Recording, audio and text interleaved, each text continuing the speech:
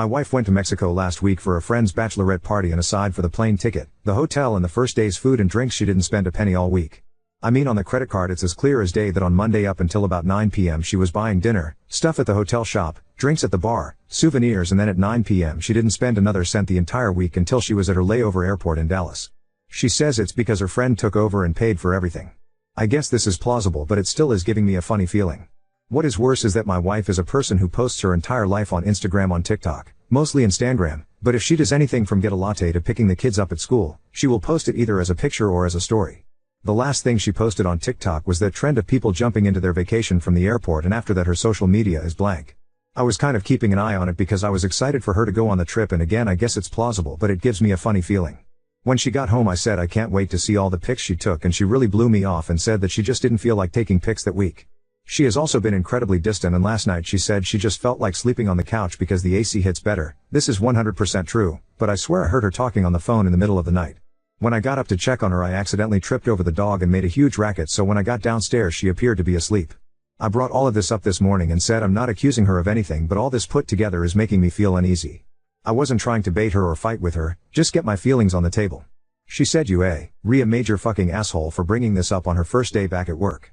I said I wasn't trying to pry, just communicating with her, and she said your communication is prying and I am not discussing this with you ever again. She then took the kids to summer camp and left.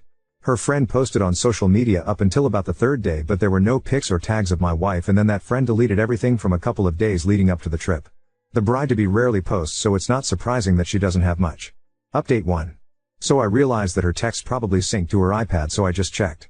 It took me a while to figure out the passcode, but I did. But there was a message at 9:15 the night she got to the resort from a number with no contact info that said, okay, I'll meet you in the lobby. Is the app you said Signal?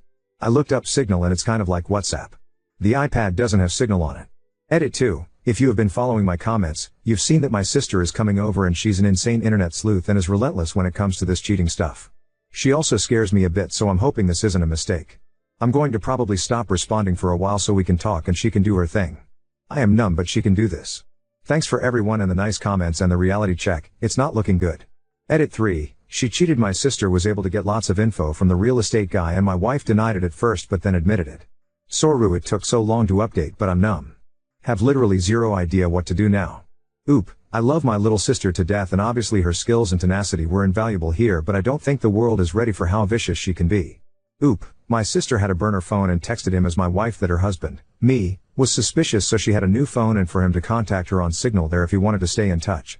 Literally in seconds he sent a Signal message, and through the course of an hour or so my sister, again pretending to be my wife, was able to get him to reminisce about the week they had. He sent pics of them together in a bar, them on the beach together, etc. We took pics of the Signal messages with another phone, so there is 100% smoking gun evidence of her with the guy and him saying how much fun they had. Oop, what I can't get over is how sleazy the guy is. He's not attractive, he's overweight, his real estate website reads like some get-rich scheme. He literally looks like Tony Soprano with 30 extra pounds and greasier hair. I'm ripping myself up because I just don't get it. I probably make more money than he does, combined we certainly do, so what did he have that was worth it? Is it that I spent our money on maxing out retirement accounts and college savings and not flashy BS like he obviously does? I mean, I could understand if she was attracted to hippie or rock climber / surfer dude with rock hard abs, but this guy makes it so much worse. I feel like such a failure. Oop, I'm sorry, I've had well over 1,000 questions asking for clarification. If you are asking how we found out who the guy was, it went like this. I logged into my wife's iPad and there was a single message from an unknown number where my wife said she would meet him in the lobby and asking what the Signal app was. I googled that number and it's a real estate agent's number who works in South Florida. I found his Instagram and was able to verify that he was in fact in Mexico this past week, supposedly on a golf trip with his friends. Update 2. For people looking up our personal stuff, we don't live in Lubbock, nor does my wife work for the Lubbock school system. We grew up in the area and went to college there, but have long since moved to another community. Please don't try to research this, as you may hurt someone who is totally not involved. I'm getting lots of advice to delete this and I don't want to, but I may have to. Edit 5. I know people really want updates and we've been talking, arguing, screaming, threatening all day long. I'm more confused than I was this morning, that's for sure. But I'm also confused, exhausted, sad, upset, nervous, and I don't know what to do. I did make a preliminary appointment with a family law attorney tomorrow to talk about protecting assets and how to navigate the legal way ahead regardless of what I chose to do. I will say that there's S subreddit that this was cross-posted to, and it may be the most toxic group of people I've ever seen online, and I feel really bad for those people. As for the privacy issues, no one has figured out who we are. That's not a challenge, by the way. I'm very tired and I doubt people are still invested, but if there's still interest I can update either on this post or a new in a few days. I'm really hoping to sleep tonight. My sister still has the kids and they are having a blast and went to the lake with her boyfriend's family today, so I'm glad they are in good hands. Oop, in one of her more lucid moments today I was begging her to tell me why she chose a guy who weighs 300 pounds with greasy hair on his fourth marriage with at least 6 kids, and she flat out told me he made her feel special. I guess I don't know women at all because I've spent my entire life trying to not be that guy and have my wife set up for retirement, my kids set up for college, we have a nice second home on the lake, I took risks to move from engineering to management in my company so I could provide our family with everything. I work late hours, I love my kids and coach little league and volleyball and swimming even though I can barely doggy paddle. I love her parents and paid for them to go to Hawaii with us last year. And fucking fat Tony Soprano with his rented Ferrari on his awful Florida real estate site made her feel special, and I'm looking at the prospect of legitimately not seeing my kids on Christmas morning ever again. Oop, in 1 minute she's devastated and begging me not to do anything rash and asking me to think of what the kids will do being raised in a split household, and in the next she's utterly unapologetic and telling me I caused all of this. I'm all over the place emotionally too, so I get it, but it's a little hard to hear that I caused this. Oop, it will definitely happen, but I need to talk to the lawyer tomorrow first. I think if I hadn't asked my sister to babysit yesterday and today, this would now be a viral cheater story all over TikTok with the pics to prove it. Oop, no, nothing graphic, just like selfies taken at the bar with arms around each other, them sitting on the beach in lounge chairs sort of snuggled up. There's a few pics where he paid for her to do parasailing and riding ATVs. There's enough where she can't deny she was spending time with him, but nothing graphic enough that would make me want to blow my brains out. Update 3. This has been the worst week of my life, and it's been an absolute whirlwind of activity trying to get things set up in a life that I don't even really recognize anymore. First of all, I am now in the process of getting a legal separation from my wife with the aim of getting divorced. She and I both want to take the process very slow so it's fair to everyone. I do have a personal lawyer who is handling the separation, but even she recommends that it will be cheaper and easier for us to do a mediated divorce. She, the lawyer, not my wife, has a colleague who has this sort of package deal where we will work with a certified counselor while we are meeting with a mediation lawyer to handle the legal aspects. The goal is to learn to be co-parents and friendly while go through the breakup. I know my wife is hoping to see the counselor with the aim of reconciling. I am doing the counseling so I can learn how to treat her with some sort of respect as the mother of my kids for their benefit. I can't possibly see reconciling, but I guess stranger things have happened. Those of you who read along last week know that my sister is one of those internet sleuths who, if you tell her a first initial and someone's eye color, she can come up with the person's entire life history in a matter of minutes. I've pretty much let her handle all of the dirty work. She did some research on the guy and he's an absolute piece of shit. He has judgments and liens against him all over the country. He has 6 kids with 4 different women and is delinquent on child support on most of them. It seems like his mo is to just wait until the kids turn 18 and hope they stop coming after him. And this is the guy my wife picked to ruin everything for. My sister did get in touch with his current wife and said that she has pics and text messages that prove he was cheating, and so far has not heard back from her. Who knows what's going on with that? My assumption is it's happened so many times, she expects it and or tolerates it, but maybe we'll hear back from her. My wife and I are still in the house together until the separation is official, and we may continue to be even after the legal separation is done. I just don't know, and I figure as long as we can be friendly to each other then it's okay. I had to go away on business last week, and when I got back on Saturday it was pretty clear the fight in her was gone and she wanted to talk and accept full responsibility and was willing to come clean about the whole thing. I told her I really didn't need to hear any more because her affair partner had confessed the whole thing and even sent pics. I think her thing is now is that she's utterly humiliated and has been very quiet, even obsequious as her general manner around the house. It's not really what I want because I didn't get married to have a servant, and the change in her normal fiery and funny personality is only a reminder that something is really wrong. Kids are doing fine. They are spending a lot of time with my sister and her boyfriend and his family, so hopefully looking back this will just be the summer before their parents got divorced and are missing the turmoil in the house. I guess if there's questions I can try to answer them, but that's pretty much what's been going on. Oop, good questions. I don't think there was anything planned for the trip to Mexico. It seems like my wife just met the guy in the bar on the first night and he charmed her and it was off to the races. My wife is insistent that the other women didn't cheat, and she says they are totally disgusted with her for her behavior on the trip, and basically they had you tell him or we will threat against her when they found out that she was actually sleeping with him. Since I found out on the first day of her being back, they didn't need to carry through. I have no idea if any of that is true or not, but my lawyer did advise to handle informing their SOs very carefully. Oop, she didn't know to use Signal, he's the one that told her about it and told her to download it. Oop, she claims she hasn't been in touch since Saturday before they left. They came back last Monday, and is willing to let me go through her phone to prove it. She claims the middle of the night couch phone call was one of the friends who were making sure she knew that they were telling me if I didn't. Now on to second story. Uninvited my adopted brothers for my wedding after feeling rejected. Now my parents are refusing to attend and I'm baffled. I'm a 32-year-old man, and I'm getting married to my longtime girlfriend soon. What should be one of the happiest moments of my life has turned into a heartbreaking ordeal because of a deepening rift in my family. To give you some background, I'm my parents' biological son, and when I was 12, they adopted two boys who were biological siblings, Jack, who was 8, and Liam, who was 5. From the very beginning, it was clear that things were going to be tough. Jack came with severe behavioral issues due to some intense trauma. I'll spare the details, but it was significant. I tried my hardest to be understanding, but living with him was nothing short of exhausting. His outbursts were constant, and I often felt like I was walking on eggshells, terrified of setting him off. As we grew older, I continued to try to be there for Jack, despite everything. A few years ago, Jack fell into a devastating drug addiction. I stood by him through his darkest moments, supporting him through rehab, and doing everything I could to help him get back on his feet. It was draining and heartbreaking, but I did it because I loved him and believed that, despite our challenges, we were still brothers. The situation came to a head recently at a Sunday dinner at my parents' house. My son was working on his summer homework, which involved creating a family tree. He innocently asked Jack if he wanted to be included, and Jack just flat out said no. He didn't want to be part of it because, in his exact words, we're not real brothers. He said it so casually, like it was the most obvious thing in the world, with no regard for how much it would cut me to the core. I was utterly stunned, but what shattered me even more was that Liam, who I've always felt closer to, just sat there in silence. He didn't say a word. He didn't defend me or even acknowledge how hurtful Jack's words were. He just let it happen. I've tried so hard to be supportive of both of them, especially Jack, despite the endless challenges. So, for Jack to say that, and for Liam to do nothing, felt like a gut punch. It was as if they were both telling me that I was never truly part of their family. I decided to uninvite both Jack and Liam for my wedding. My fiancé has been nothing but supportive of my decision, but my parents are furious. They've made it clear that if Jack and Liam aren't invited, they won't attend either. It feels like history is repeating itself, with my parents once again prioritizing Jack over me, no matter how much it hurts me.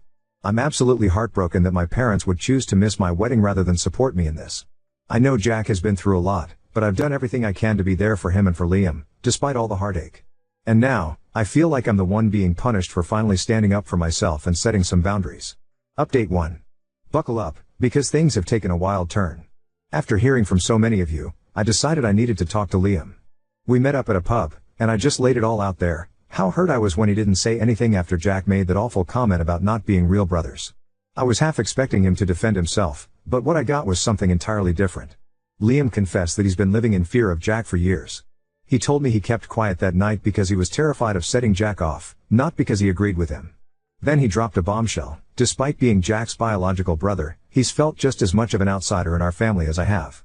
The constant pressure from our parents to cater to Jack's every whim has worn him down, too. Liam assured me that he's always seen me as his brother and that he regrets not standing up for me sooner. Hearing that was a huge relief. He's completely on my side now, and we agreed that if Jack can't respect me as a brother, he has no place at my wedding, or in our lives. But just when I thought things couldn't get more intense, my parents decided to make everything worse. I sat them down and explained why I uninvited Jack, hoping they'd understand. Instead, they threw down an ultimatum. If Jack isn't invited, they're not coming to my wedding.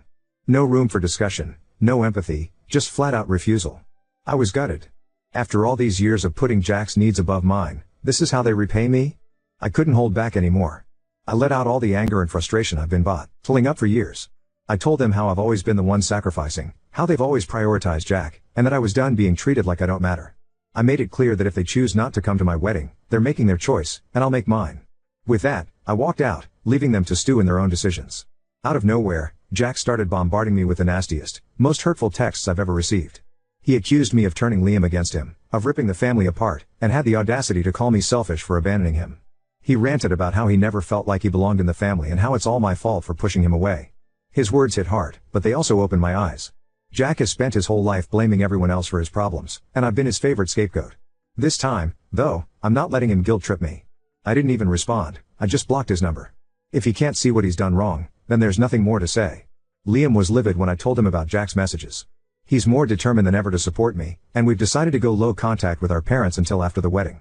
Liam's been a rock through all this, helping me with the wedding plans and making sure I'm not dealing with this mess alone.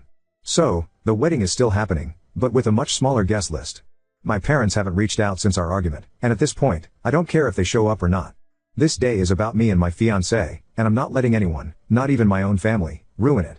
Update 2. 2 days after the text argument with Jack, he reached out to me. I wasn't sure what to expect when he asked if we could meet up, and I was reluctant, but I agreed. When we sat down, the first thing he did was apologize. He told me how sorry he was for what he said to my son and admitted that he didn't know why he said it. Jack seemed genuinely remorseful, and I could tell that he really meant it. This wasn't just another apology to smooth things over, this was different, and it felt sincere. After apologizing, Jack took a deep breath and confessed something that I probably should have seen coming. He told me that he had relapsed before the argument even happened. Hearing that hit me hard. It explains so much about his behavior in the weeks leading up to that moment, the irritability, the distance, the way he was withdrawing from everyone. I realized that I had missed all the signs. I'm not proud to admit it, but I was so caught up in my frustrations with Jack's behaviors and my wedding that I didn't stop to think that something deeper might be going on. Jack's confession wasn't just about the relapse, it was about taking responsibility in a way he's never done before. He went on to tell me that after realizing the damage he'd caused, he had made the decision to check himself into treatment. This might sound like a typical step, but for Jack, it was monumental. In the past, Jack's only gone into treatment because he was either sectioned by social services and forced into it, or because my parents threatened to kick him out if he didn't get help. But this time, he made the decision on his own. That was something he'd never done before, and it showed me that he was serious about wanting to change. He told me that he is doing this because the prospects of losing me, his brother, was too much and he couldn't handle it. He wants to take this seriously because he wants to show me he can do it. He told me he sees me as his family, and he feels so guilty for making me feel like I wasn't his family. Jack has also agreed to start taking medication to help calm his nerves, something he would never do before. It's now been about 5/6 days since Jack checked himself in for treatment, and I've been visiting him regularly. At first, I went alone because I wasn't sure how my son would feel about seeing Jack so soon after everything that happened, but after a few visits, I felt it was important for my son to see that Jack was making an effort to make things right. So, I brought him along, and Jack took the opportunity to apologize to him directly. It was a really emotional moment for me as a parent. My son is still young and doesn't fully understand everything that's been going on, but he could see that Jack was sorry, and that seemed to make a difference to him. They even spent some time together, just talking and playing, and it felt like a big step forward for all of us. Throughout all of this, my brother Liam has been incredibly supportive. We've talked a lot about Jack, and it's clear that Liam wants to see him succeed just as much as I do. We both know how much Jack's trauma has affected him, and while it doesn't excuse his behavior, it does help us understand why he's struggled so much. Having Liam by my side through all of this has made me feel a lot less alone. Reflecting on everything, I've come to realize that I need to take responsibility for my part in how things escalated. In the weeks leading up to the argument, Jack had been doing things that really got under my skin. Instead of addressing it calmly, I let my frustration build until I finally snapped. Looking back, I can see that his behaviors were likely tied to his relapse, and I should have seen that sooner. I feel guilty for not recognizing the signs and for reacting the way I did, but I'm trying to focus on what I can do to support Jack now that he's taking his recovery seriously. When I wrote my first 2 posts, I was in a place of deep frustration with Jack, and though nothing I said was incorrect or a lie, I definitely painted a picture of Jack's most negative moments without everything else. I want to remind everyone about Jack's trauma. Jack was a victim of severe abuse by his biological family, including extensive CSA, Liam also, but Jack's was a lot more intense.